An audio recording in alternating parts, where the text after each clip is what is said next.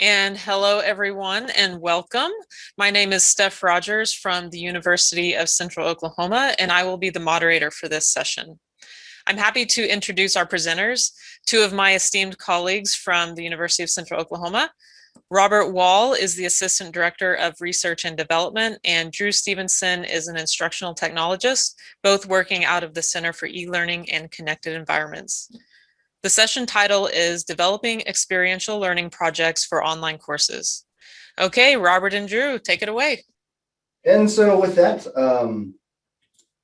we are the IDEA team. And so what that basically means is that we just kind of took a bunch of words together, jammed them together until we can create an acronym that comes out as IDEA. Basically, we landed on innovation, design, environments, and analysis. As you can see here, we have some ourselves as pixel figures. I have a data scientist, a front-end programmer, that's me there, and a back-end programmer, and two graphic designers here. Our work kind of includes a lot of experimental work, interactive design, some virtual augmented reality experiments that we've kind of worked with. Motion capture is kind of an interesting thing that we've done some work on. A lot of research, and we also do some data analytics from that end. If you are interested in what we do, we have a catalog online you can go and check out. You don't need to screenshot this. We do intend to provide the slides for you wherever these materials are kind of presented to you. But from there, the big reason why we're here is the lessons learned from developing these experiential learning projects for online courses. And so what we did is we sat down, and Jeff King was an individual that we kind of worked with who got us a grant through the Lumina and NASPA foundations. And through the use of, not through the use, but through the foundation of the Center for Excellence in Transformative Teaching Learning and the Stellar Transformative Learning Record, we were able to develop these four projects where Jeff had went through and talked to a number of faculty members, and they provided us with four faculty members, and they came out with four different problems. So we developed a way to provide digital posters to our students and faculty, a way to kind of provide interesting ways to present persuasive speeches, ways to work with interactive essays, and ways to practice leadership in a safe and practical way through a simulation. The faculty members that were kind of brought on board was Trevor Cox, who kind of oversaw and gave us ideas on what we needed to do for the digital poster and for Forward. For the digital poster, they really were looking to do a organizational leadership capstone where they sat down and worked together as a group to do their final presentations together. And then Forward was then there for them to practice their leadership skills in a safe environment through an adventure simulator. Jennifer Foster was a professor from MassCom, where she sat down and, again, sponsored their persuasive speech. And Shay Ram, again, sponsored the interactive essay. When we started working with these faculty, we sat down and we came up with a problem statement for each, because it's very nebulous when it comes to designing some of these interactions. So we wanted to make sure that we were kind of getting to the core of the problems that the instructors were having at the time. So in this case here, for the digital poster, the poster presentations are pretty important to academia, but getting them in a finalized location to where everyone can talk and present them in an online setting is just very frustrating. I think that, again, the term of herding cats was used at that time. For the persuasive speech, the problem that we're trying to solve is the persuasive speech is a final. So at the end of the course, they give their persuasive speech to the course through a video of some sort. And then as soon as the course is over, you are locked out of your D2L session, and you can't go back and see your feedback. So, how do we solve an issue to where you can see your feedback and see how effective your speech was, and then, come back to it when you need it? Because most often you're like, well, how do I present? What kind of feedback do I have to work from? And if it's not available, it's not really of use. This one here, Shay Ram was having some problems getting freshman students to understand that writing is an organic process. she wanted them to be able to kind of write block statements and then to kind of shift them around and to see that the meaning can shift depending on how you arrange them. So we allowed them ways to kind of organize and interact with their own sentences or their own paragraphs, and then set them up to where they can work on it collaboratively. So they can learn about editing, asking questions, peer reviews. And this one here, it was just simply that the fact that a lot of other simulations were just too expensive or too time consuming to implement. So we sat down and developed ways to provide that to our students and our faculties without eating too much of their time. After you come up with a problem statement, we kind of sat down and worked on, like how difficult are these? Are they difficult for the student? Are they going to cost a lot? Do we need special people with special skills to come in and help us work on these things? How much investment time does each instructor need to provide to get it set up? How long does it take to make? Because sometimes some of these things require some time to, put into a subscription service where you have to set it up properly. Or, in our case, we sat down and we made them from scratch. How complex are they, not only for the student, but again, for the faculty member, and were the number of tools used quite a bit.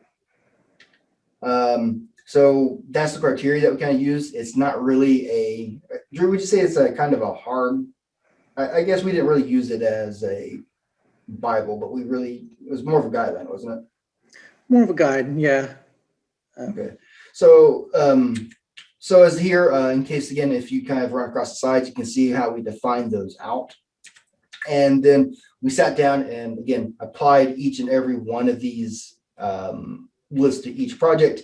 So, again, when you look at the digital poster, the skill level for the teachers and instructors were pretty low. We were able to develop it mostly for free. It didn't require any specialist investment time in the instructors, or the person that takes the set up was about 3 hours or less. So anytime a new section comes in or a new instructor wants to have their own version, 3 hours is the minimum time that we found when setting these up for others. And then we sat down and we were able to hammer out and build this in a week on our end. And it's very simple to use, especially once we work with the demos. Each one has a set, a project here assigned to it. So again, that's how we made our decisions in terms of how it was developed, how useful it will be for their instructors, and then it allowed us to work on alternatives. So if we found a high-end version of the Forward or the Adventure Simulator, what would a tier 1 version of this Adventure Simulator game look like? How would we get the cost down to free? What we need to do to get the investment time down to 0 or 1. In this case, it was very complex and cost us about 3,000 production hours to kind of put together. Is there anything you'd like to add about the project here? Just that, they did vary. Some of them had different elements from different tiers, but what they largely fell into is what we classified them as. So one of the big things, since it was grant-based, we wanted to make sure that we can get the status reports out to them fast. So we built an automated web page that worked with Trello and some of the other stuff that kind of went ahead and automatically put these screenshots and these tasks into an ordered list. And then from there are provided out a completion percentage. So that way, if the auditors from the Lumina Foundation had a question about what we were doing and where we're at, the first stop that they would make is to the status report. And that just made our life a lot easier, because that way we didn't have to stop to ask questions and send a lot of presentation materials out to them. The big thing of the grant, though, was making sure that at the end of the day, other institutions could replicate this experience. So we put a lot of effort into creating a cookbook for other institutions to use. They can go to this link here, and then that will provide them with a very detailed overlook, like a far more explanatory version of this PowerPoint slide, because this gets into the very technical detail. If you as an instructor says, I would like to do the persuasive essay one, how do I get that started? You would hand your technical team this cookbook. They would know how to set it up from there. And then there's some best practices on how that kind of works. So again, it's kind of all laid out here in this cookbook. The link is all set up here in this slide. So again, if you have any questions, this is one stop, but obviously we will answer them as they come across. If you notice that we chose it to use it inside of GitHub, and the reason being is because we didn't want to have to rewrite it multiple times for an e-publication or PDF. Basically, we use this simple version of Markdown, which is like an HTML language that is super simple. We write it once, and actually, who do we have make this, Drew?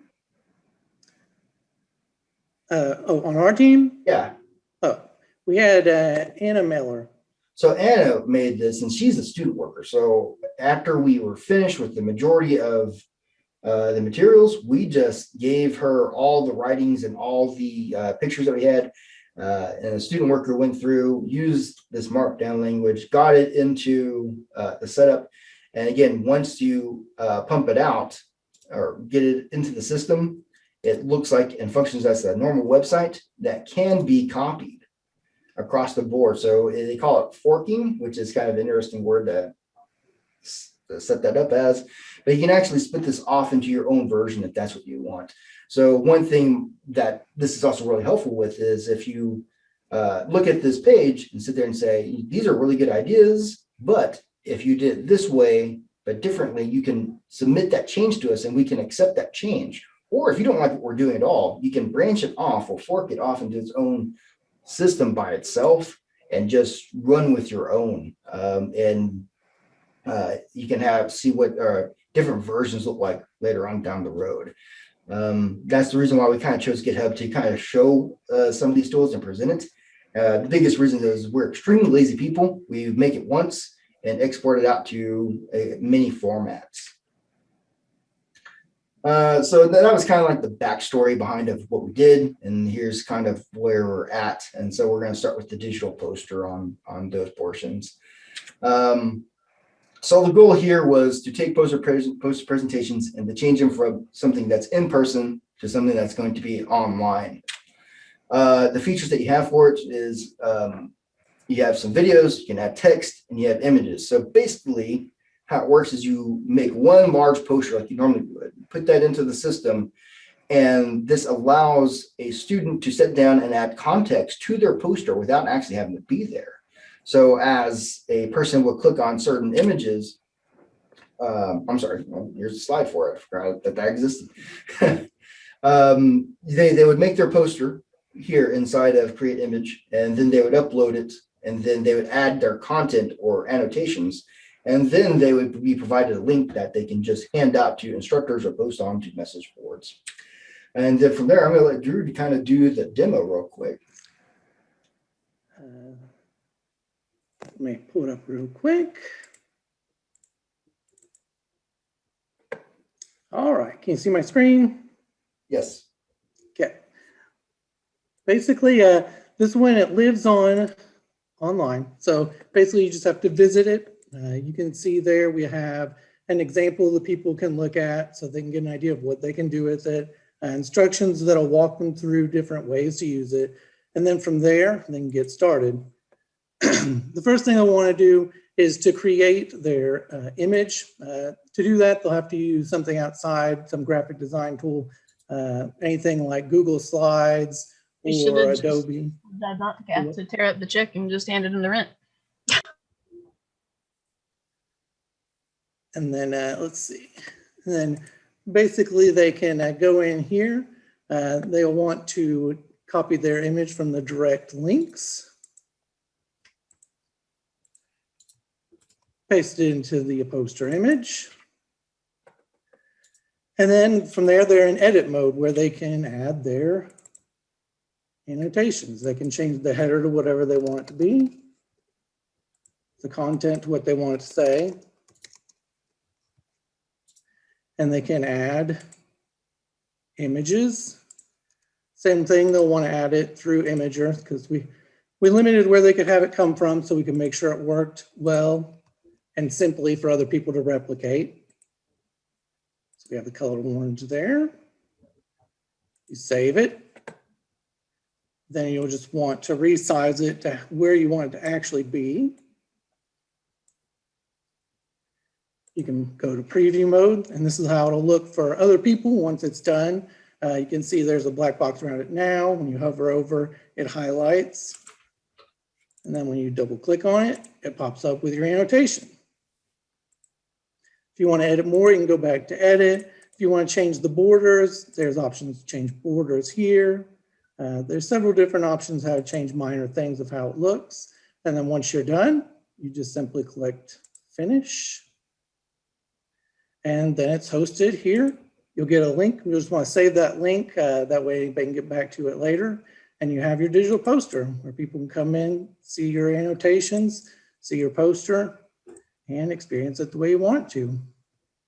And Robert, I'll throw it back to you. Yeah, I'm seeing some questions into the chat. We'll kind of collect them and answer them as we can, or when I'm kind of listening to Drew talk about how cool the demos are, I'll try to answer them from there. So from there, we do a lot of testing. So we did 2 tests essentially on students. So what we did is we told the instructor, put this into your course for your summer course. That's when we had the least amount of students, and said, do this for your for extra credit. So that way they don't feel like you're being punished for testing or essentially being beta testers for us. In this case here, because of the limited number of students inside of that capstone, which generally have less students, we were able to get 15 responses. And in this case here, it was what we consider kind of overwhelmingly positive. Drew, is there anything you'd like to add about the student feedback that you received? Because he handled the majority of the data collection on this. I mean, for the most part, everybody enjoyed it. They may have had problems here and there, but we got them worked out. There was a point whenever students and the instructor wanted to add another source for videos, like Screencast-O-Matic, and we were able to add that in and make edits from there pretty easily.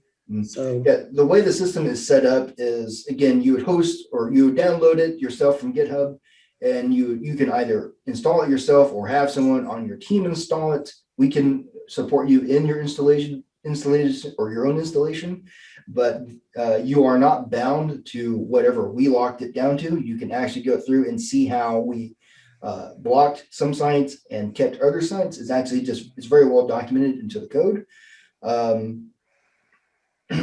And then is again, the whole goal is for anyone to come in, get their own version, and kind of work with it. I did see a question where someone was talking about how would you use this for infographics. In the case of infographics, it's not going to be very helpful in making them. You're still going to have to use the tools that you saw in the tips and tricks from the last session, but this is a better way to present that infographic when that student or presenter is not around, because there are certain parts there. If you had a student kind of, let me see if I can go back. Nope, that got blocked. What was the actual one, Drew? let me find it real quick.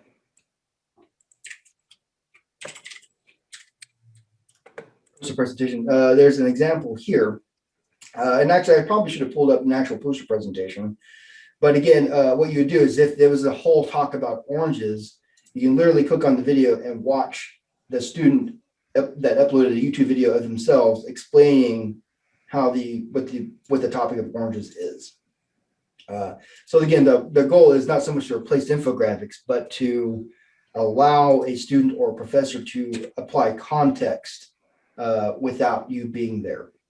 Yeah. Basically, it takes a poster presentation online. Yeah, basically, it takes the infographic and allows it to present itself. Yes, that's a good way to put that. So persuasive speech was the other one that we had generated. So the biggest problem, again, that we were trying to solve was the little amount of feedback that they were getting and to make sure it was tangible in some sort of way. Basically, you would present your video in a way, or have your students record a video, mostly on YouTube, and they would, set it to private or I think unlisted, pop their link into the system, it would ask them a question of how do you feel about this topic, and it'd be a Likert scale from 1 to 5, and that viewer gives their vote, and then how do you feel about this topic? You choose maybe one that you were not that you have no opinion of it, and then after you watch the video, it's going to pop up and ask you a question again as to whether or not were you persuaded. And so once we do that, we can track how many people have viewed it on your on the system. We can see what the votes are, and we can see what the individual opinions are per speech. And I just went through it, and so here's the walkthrough and slides. I keep forgetting that exists. And then again, I'll just kind of let Drew give us a quick walkthrough, because again, the whole point of this is to be super simple. Again, if you look at it on the matrix, it's rated very slow, not complicated, very simple. All right. And just like Digital Poster, it exists online. So you just go to the link you're given. It'll have instructions to walk you through it in case you have questions. And then when you're ready, you click Get Started. First thing you want to do before you get all here, though, is you will want to record your video. Go ahead and copy my link from here, from YouTube. You'll have to save it to YouTube like the other. We limited the sources it could come from so we could better control this and make it more simple for other people to replicate. And that list is editable. Yes. So once you have that, you'll just enter your information. My name is Drew. We'll just say topic. And we'll put in the URL. Then you can generate your URLs. It will generate 2 different URLs. You want to save these because at the moment there's no way to go back and find them again. So you'll want to save them. What you'll have here first is the audience view, which you will give to the different students and people you want to view it and experience it. Once they go to it, it will open up to a question that will ask them your topic, and then we'll ask them how they feel about it. So we can rate how they feel about the topic before they watch your video. So say I'm strongly opposed, I would select that. The video would play inside of the area we created for it. And then after the video, it'll ask you again, so we can rate how you feel about the topic after hearing all the persuasive arguments that they had to make. So say, I now am strongly in favor of it. Then thanks you, and the viewer is done. At this point, they can just close out the window. Now, keep in mind, this is a link that you would put inside like your D2L discussion board or post it on a website somewhere. Yes. And then, so what's really good about this is now that people have watched it, the person who presented it now gets their presenter view.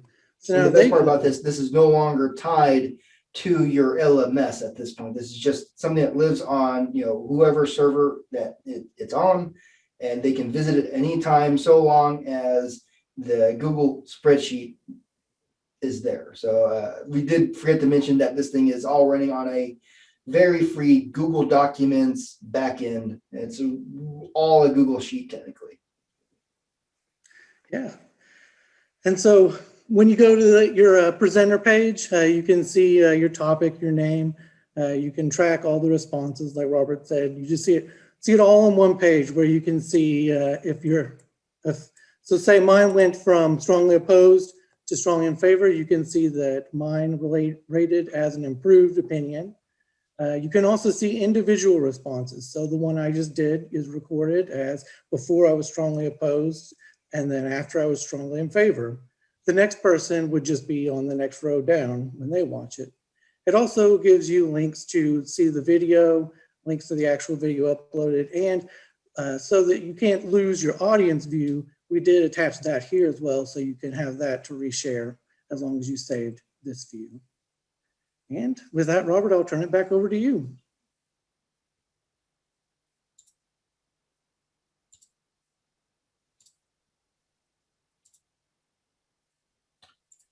So with that on here, we did have some, I would say, some general responses on this one. We still don't know what that one was. The weird part about the surveys on this one, the feedback was was a little stranger on this one, wasn't it, Drew? It was a little more mixed. I think a lot of the feelings were just in the fact that they wish there was an easier way to find the peer videos. So we put that down in the requested improvements, things like that, just the minor things, but. But again, we did the exact same thing. We did a beta test in the summer, and then we ran the actual thing in the fall. And so again, because of the usage and how it was working, we felt that this was a general success. So interactive essay was kind of a weird one. Some stuff had happened for the instructor, and we didn't get a chance to work with him as fully as we had liked at that point. But the goal here is basically to take a essay writing from a single user experience to turn it into a multi-person experience. Or so the best catchphrase we come up with at the time was solo to YOLO, which makes no sense, but I really loved yelling it. In this case here, the goal is to like add some text blocks, make sure that the paragraphs are movable. We had synchronous communication to where you can actually explain the changes you make. So if you do move one paragraph over the other, you can sit there and say, hey, why did you move that paragraph? Well, this is why I moved that paragraph. And, you know, sometimes every now and then, if you look at an editable document, you're like, was that different than it was before? And we have a list of edits here that's kind of laid out. So again, you don't have that weird deja vu moment. You're like, I guess where that was different. You can actually go and check your history and know that it is different. So how that would actually work is you kind of go to the page, you write your stuff in these paragraph blocks, shuffle them around, do what you need to do, communicate with your other students on what you got to do, and then you can check whatever changes that were being made at the time. So again, just hand it off to Drew and let him kind of show you how it works. Again, simple, easy to use, and easy to implement, ready for other instructors and institutions. Yeah. And like the other two, this one is also online. So you just visit the link you're given. You have the instructions. This one you can jump right into. You can select get your URL. And this will create a new essay. So you can go to that link. And then if you do want to have others work on as well, you would just share that link so that with them so that they can get to it and do what they want to do. From here, you can change the title of your essay, as well as you can add text boxes. So we'll add a few of those.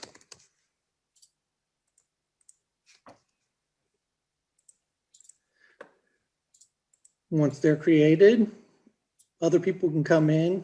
You'll want to always save. So then that'll save where it is right there. Other people can come in. They can say, oh, I want this one to be here. I think it would be better as a second one. And they can say just that.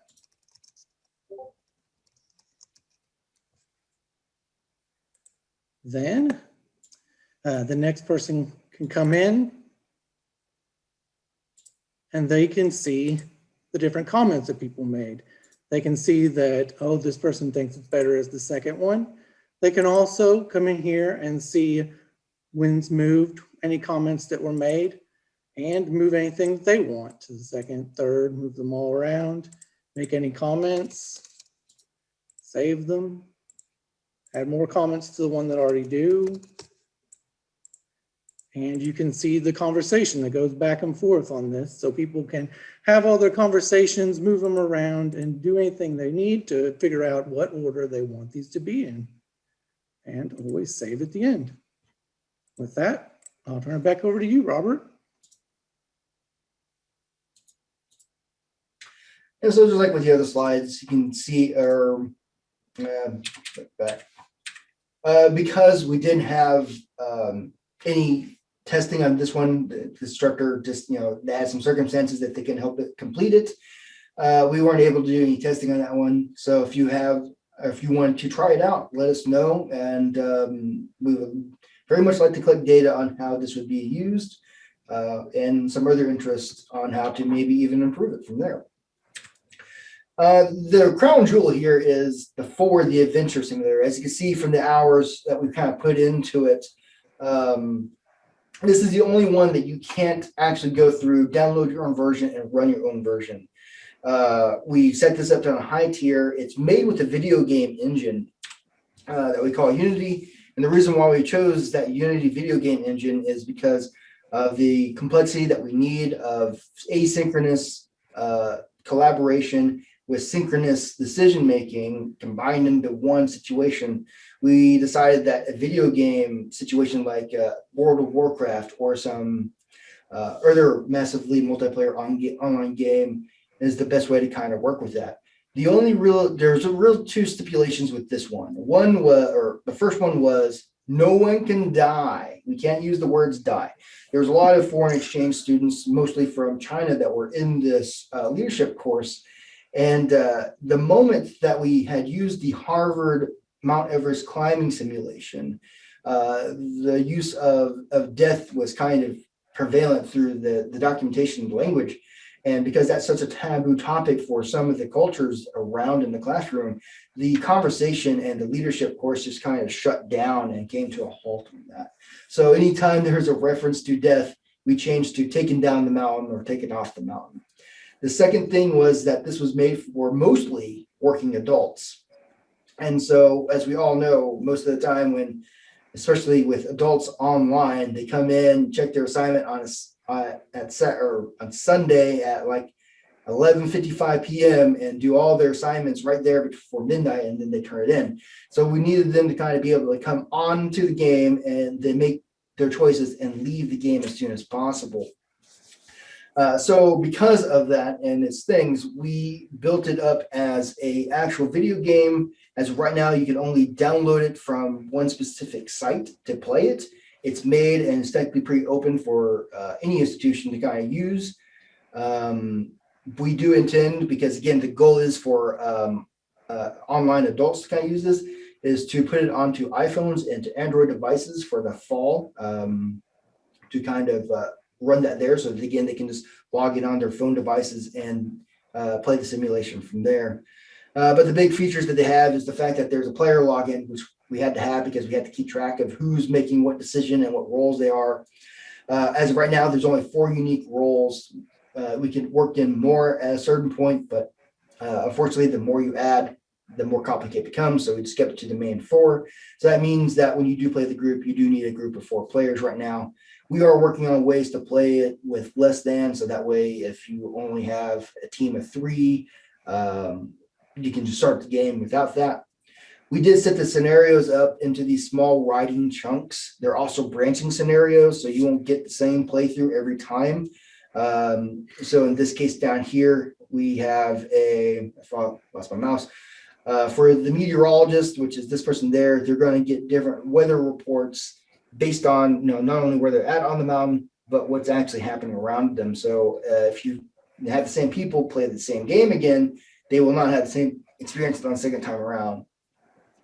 We also set it up to where anybody can be a leader. So at the beginning of the game, a random person is chosen to be a leader, because as we all know, as instructors, getting someone most of the time to volunteer to be a leader can be a pain. So we just went ahead and removed that anxiety from them and just chose one automatically once the game starts. However, when someone is taken off the mountain, a new one is chosen.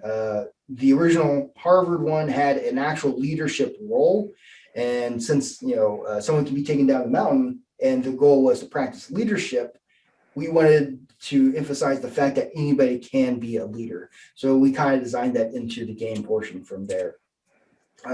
So how it kind of works after you get it installed is you choose your team, you make your decisions, because you have to, how does that work, Drew? You make what are the decisions for again? The decisions, each role will have their different decisions.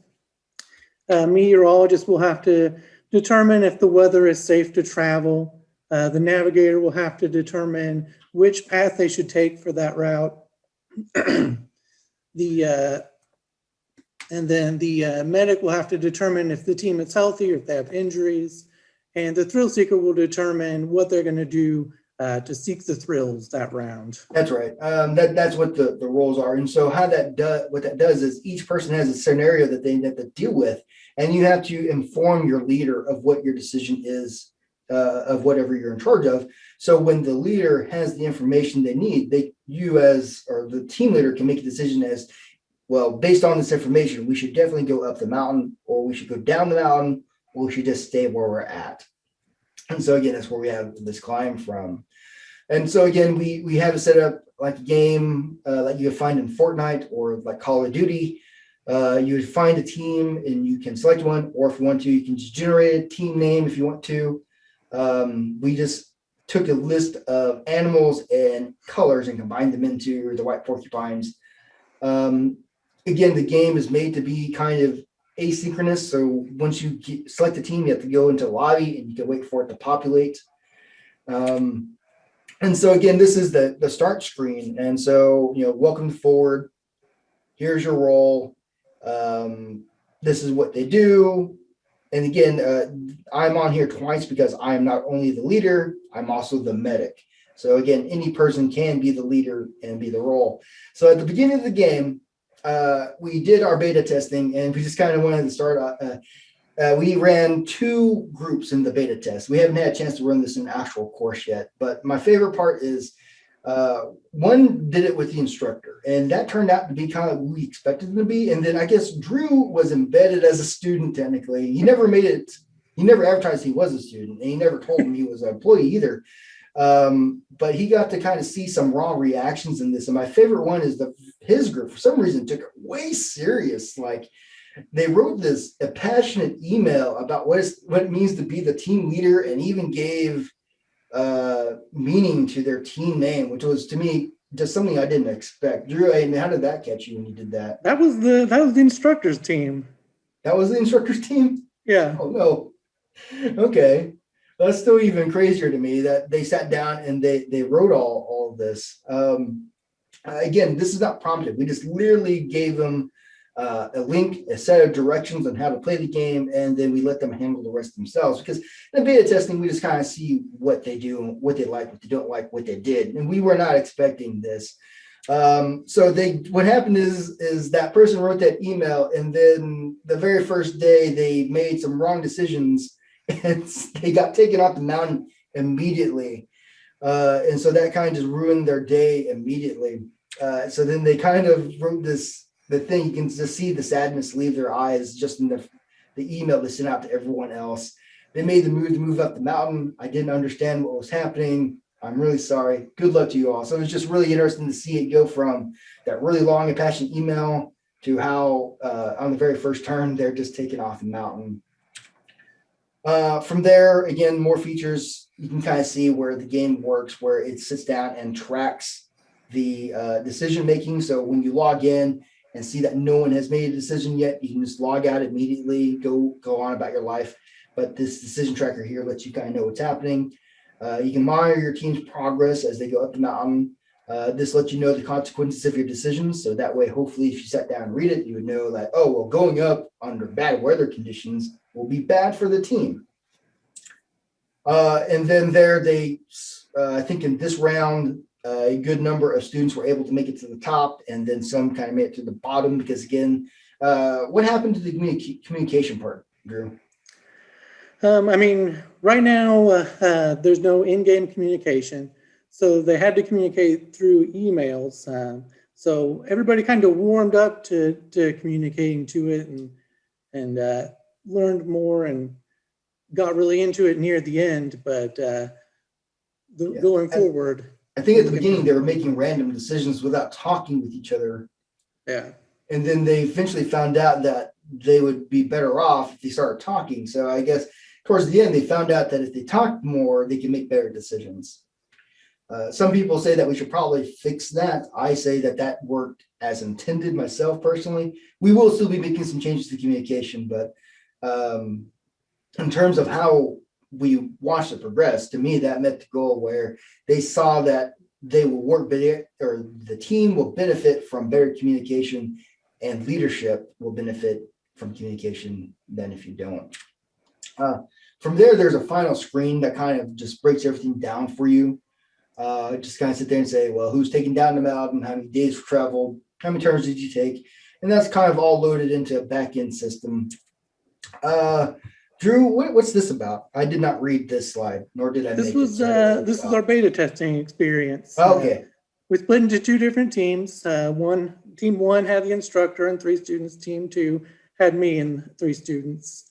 3 people reached the summit on both teams, 1 being taken down. On my team, the leader did get removed about halfway through and wrote the statement at the bottom where they showed, same as what Robert talked about the other team, they expressed their how deeply they wanted everybody to succeed, and they really want to follow along, and just really got into it. So we saw really good student investment through this and enjoyability. But that pretty much sums up how the beta test went. So from there, I think you left off my favorite comment was, which was because I think the question was, what was your favorite part of the simulation? And their response was going up the mountain, which I'm like, that's literally the whole goal of the thing. So I don't know why that was their favorite part. But as you can see here, aside from the communication issues, it was a very favorable experience amongst them. We were kind of sad, or we were kind of happy because this was the summer group. Or technically the summer portion of it. So we only got volunteers that were getting extra credit. And so we're going to run our first version in the fall with the improvements suggested here, along with hopefully the Android app out for fall of 2021. So from there, that kind of concludes the majority of the presentation. If you have any questions, this is our communication slides. I have no problems with you talking with the individuals, but this is all information that you need to contact us. Obviously, you'd also have it through the slides as well.